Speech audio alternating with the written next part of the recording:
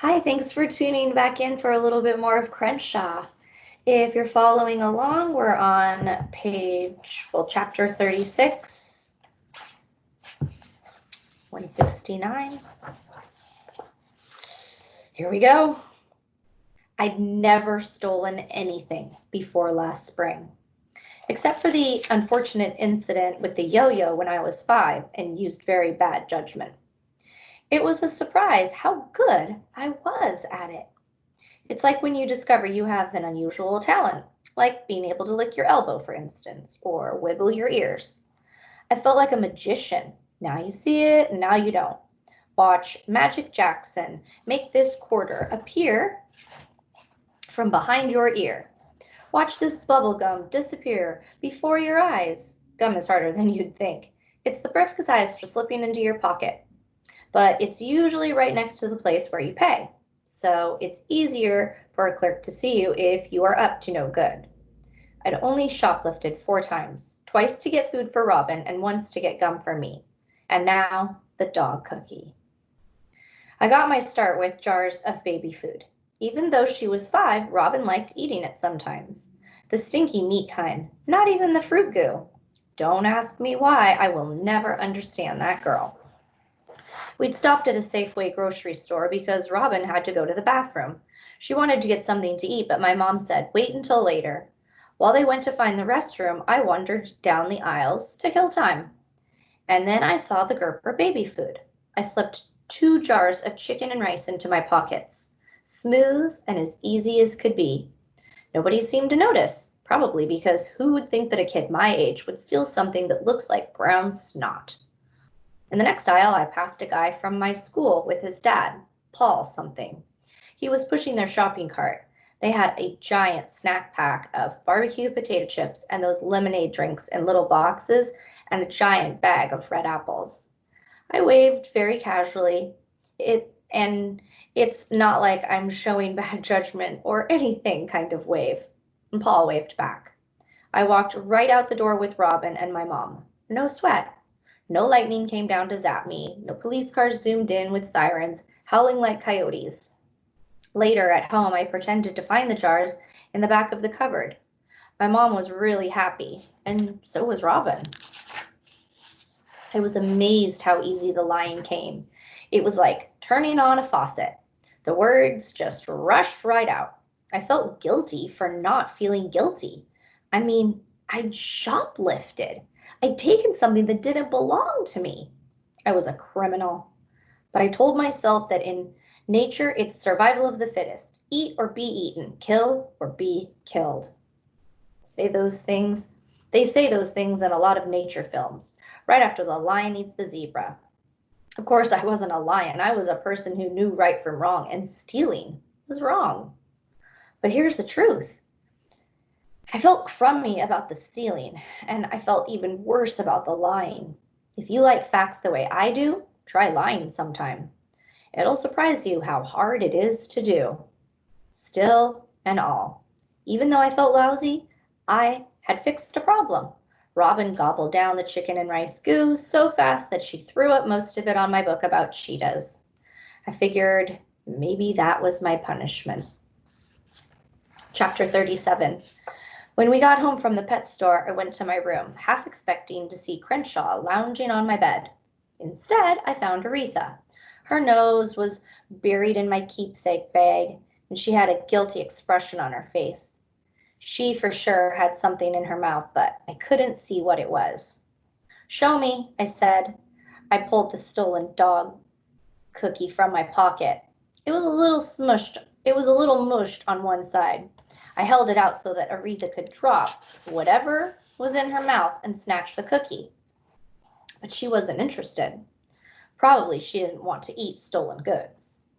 Aretha slunk toward my bedroom door, tail dragging, and I saw what she was holding. It was the clay statue that I'd made of Crenshaw, clutched between her teeth. You don't want that old thing, I said, but she seemed to disagree. As soon as she was out of my bedroom, she galloped down the hall and scratched urgently at the front door.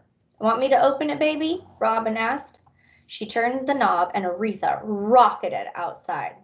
"Aretha, stop!" I yelled. Usually she waited by the door for me, flopping her tail hopefully. Not today. I grabbed her leash. She was heading straight for Marisol's house, which was about half a block down the street. Aretha loved Marisol. She also loved Marisol's 7 cats, who enjoyed sunbathing on the screened-in back porch. I found Aretha in Marisol's old sandbox. Marisol didn't use it anymore, but Aretha loved it. She was already digging a hole, sand fanned skyward like sprinkler spray. Aretha was an expert digger. She buried 2 water bowls, a TV remote control, a pizza box, a Ziploc bag of Legos, 3 Frisbees, and 2 of my homework folders there. Not that my teachers had believed me. Marisol was wearing flip-flops and her pajamas, which had snoring sheep on them. She loved pajamas. In 1st grade, she wore them to school every day until the principal told her that she was setting a bad example. In her left hand, Marisol had a large saw. Her hair was covered with sawdust. She almost always smelled of fresh cut wood. Marisol loved to build things, especially things for animals and birds and reptiles. She made bird houses and bat shelters, dog carriers and cat trees, hamster habitats, and ferret houses. At the end of her fenced yard were planks, a sawhorse, and a big circular saw. A small house-looking thing was on the ground, half built. It was for one of the cats. "Hey," I said. "Hey," she said. "You ready for the yard sale?" "I guess." "Aretha brought me that," Marisol said. She pointed to my Crenshaw statue, which was sitting on a picnic table. "Dropped it right at my feet." "I made it when I was little," I said with a shrug.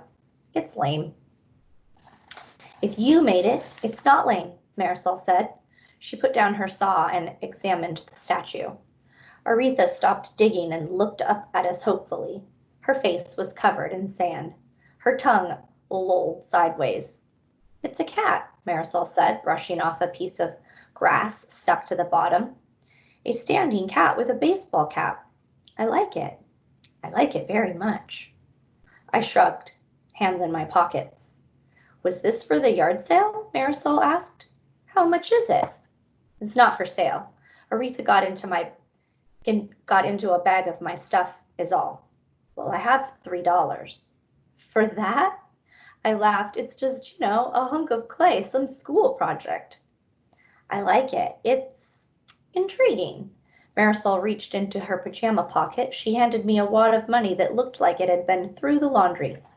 "Keep it," I said. "Think of it as a going-away present." Her eyes went wide. "What are you talking about, Jackson? You're not—" I waved a hand. "No, it's probably nothing. My parents are just being their usual weird selves." It wasn't the truth, not completely, but it wasn't not the truth. "You'd better not move. I'd miss you too much. Who would help me with See-Spot Walk? And anyway, I love your weird parents."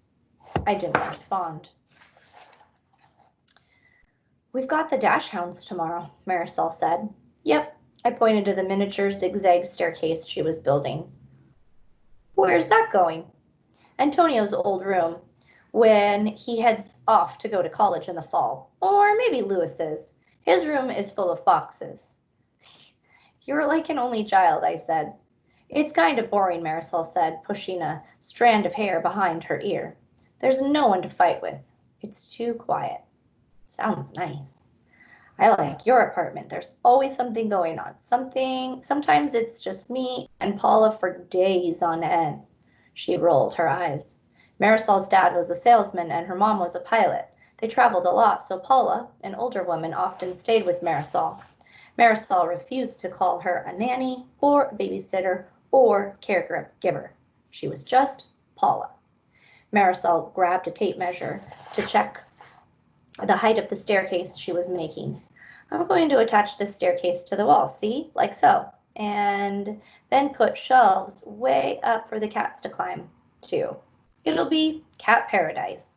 Speaking of cats, I bent down to fill in the hole Aretha had made. The sand was soft and dry. "Did I ever tell you—" I hesitated, then pushed on. "Did I ever tell you that I had an imaginary friend when I was little?" "Really?" Me too. Her name was Whoops. She had red hair and was extremely naughty. I blamed her for everything. Who was yours? He was a cat, a big cat. I don't remember much about him. You should never forget your imaginary friend. How come? What if you need him someday? Marisol reached for a piece of wood.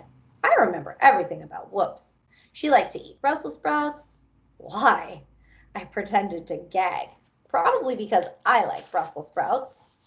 You never told me that. I may have to reconsider our friendship. Because of Whoops or the Brussels sprouts? She yanked a nail out of a plank with her hammer. Hey, new bat fact. In Austin, Texas, they have the world's largest urban bat colony, like 1.5 million of them. And when they fly out at night, you can see them on the airport radar screens. Very cool, I said. Miss Malone would love seeing that. Marisol and I both had Miss Malone for 4th grade. She taught all subjects, but she loved science best of all, biology especially. We chatted about bats while we watched Aretha dig another hole. And finally I said, well, gotta go. I hooked Aretha to her leash. She licked my cheek with a sand-covered tongue. It felt like a cat's. Did Whoops ever, I made myself ask the question. Did she ever come back after you outgrew her? Marisol didn't answer right away. Sometimes she just let a question sit for a while, like she needed some time to get acquainted with it. I wish she would come back, Marisol said, gazing at me. I think you'd like her. I nodded. Yeah, I guess I could overlook the Brussels sprouts thing. Jackson? Yep. You're not really moving, are you? I studied her question the way she studied mine. Probably not, I said, because it was easy, and easy was all I could manage. Aretha and I were almost to the front yard when Marisol called. It needs a name. You mean the statue? Yeah, something unique. What do you want its name to be? I asked. She didn't answer right away. She took her time, and finally she said, Crenshaw would be a good name for a cat, I think. We will have to pause there. Tune in next time for a little bit more of Crenshaw. Don't forget to like and subscribe.